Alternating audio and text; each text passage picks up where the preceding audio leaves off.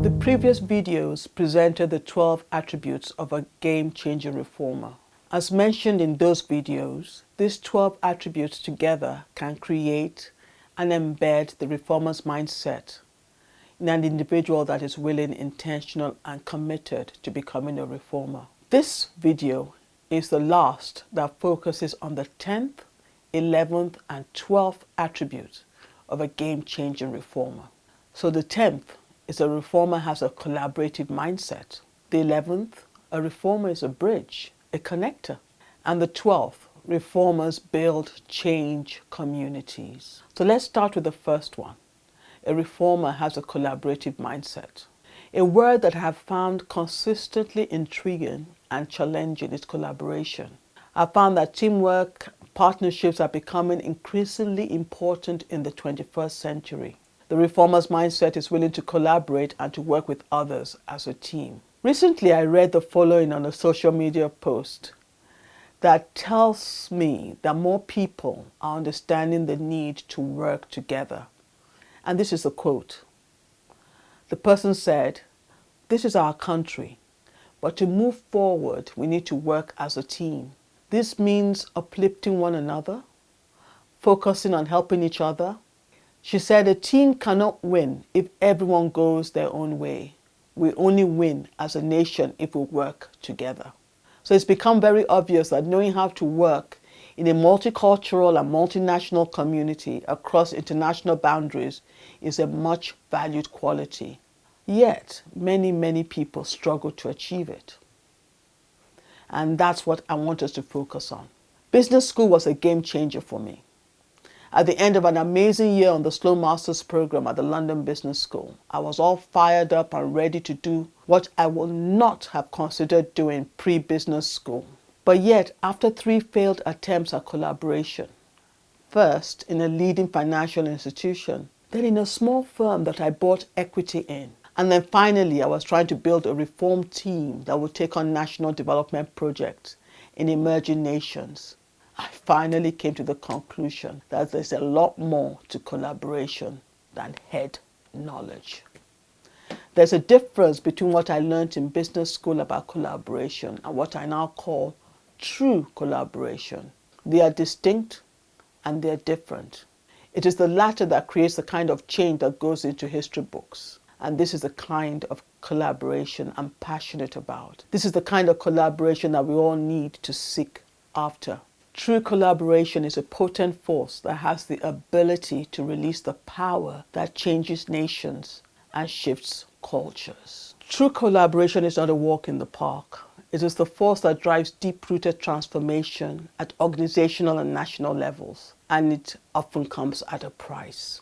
I have discovered 5 fundamental ingredients of true collaboration. And for those of you that took the mini course, I actually talked and discussed 3 of those fundamental ingredients. But for those who are just joining us, I'm going to repeat the first 3 and then highlight the last 2 that those who did the mini course haven't yet heard. So let's start with the first one. The first one lays the foundation for the other ingredients, and this is the twin qualities of love and death. In the mini course, I talk about love and death, but I'm now going to even give you a few more examples. And I want to stress that love and death are like 2 sides of the same coin.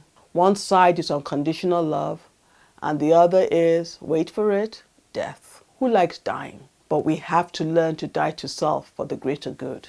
And this can be hard, very hard. But it is what takes collaboration beyond a business relationship and into one that changes nations. The second ingredient is a vision and heart collaboration. This goes beyond sharing a vision that was crafted during a brainstorming weekend retreat. I mentioned on the mini course that this is the kind of vision that does not move mountains or change nations. And to be able to do that, hearts must be knitted together, bound by pulsating vision, a vision that refuses to let go until it is fulfilled. Anyone who is hesitant and is counting the cost cannot operate in true heart collaboration. In the business world, financial collaboration often comes first before heart collaboration. But in the reformers' world, the heart comes before the financial. So let's look at the third ingredient. The third ingredient is humility and unity. And this is where we look at Jim Collins in his book, Good to Great, where he discovered through a 5-year study of outstanding companies that the CEOs of those companies had an unusual quality as a level 5 leader. Each CEO exhibited the quality of humility. This finding was unexpected. Humility is not one of those enviable character traits. You don't sort of think, oh, I'm going to imbibe humility. But humility actually strengthens unity in a partnership or a team. The unity of purpose maintains true collaboration. But I want to emphasize that unity is not unison. It allows divergent arguments without eating at the core of the unity that binds the team together. Unity can be very powerful.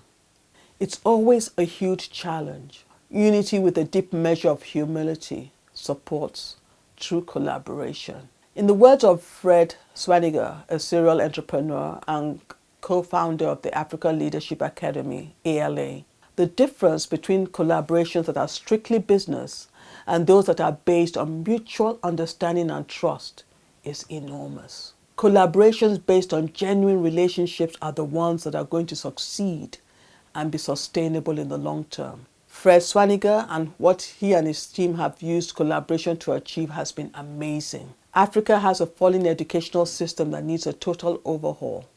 And this cannot be done by a few individuals carrying a consulting mindset. It really will take an army of solution carriers trained in their respective spheres of education, from childhood to secondary school education, tertiary education, working together to deliver profound solutions to the problems. We need to birth a new DNA in the next generation. We need to create new experiences that will bring forth transformed societies.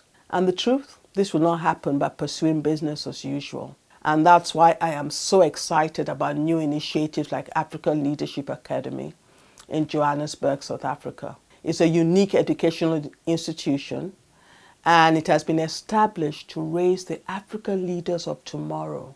It is an intensive 2-year academic program that combines the Cambridge University A-level curriculum with 3 other core elements: leadership education, African studies with an emphasis on African history and the cultural understanding of Africa, and finally a well-developed entrepreneurship component. Remember I mentioned William Kamkwamba, the boy who harnessed the wind? Well, he attended ALA. And ALA is an interesting institution birthed as a dream, first conceived in the heart of a young man, Fred Swaniger, who then worked with 3 other individuals in unity to create and establish ALA.